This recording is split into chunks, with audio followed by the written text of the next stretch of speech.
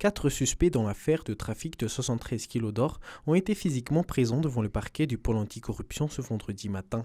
Les 2 hommes qui devaient embarquer à bord de l'avion qui avait transporté la marchandise mais qui sont finalement restés, mais aussi les 2 pilotes de l'avion. Selon une source proche du dossier, les 4 individus sont poursuivis pour des infractions douanières.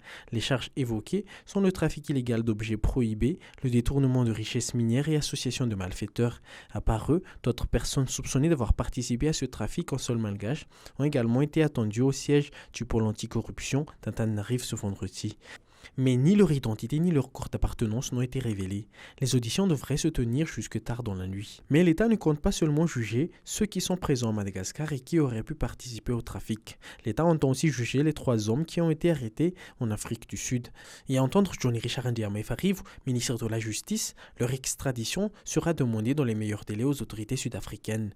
Faute de coopération judiciaire entre Madagascar et l'Afrique du Sud, cependant, les procédures ne s'annoncent pas faciles. Le ministère des Affaires étrangères doit intervenir en vertu des traités de coopération internationale. La démarche s'annonce d'autant moins aisée que les autorités malgaches souhaiteraient que les 3 hommes arrêtés en Afrique du Sud avec les marchandises ne puissent pas être entendus par la justice sud-africaine.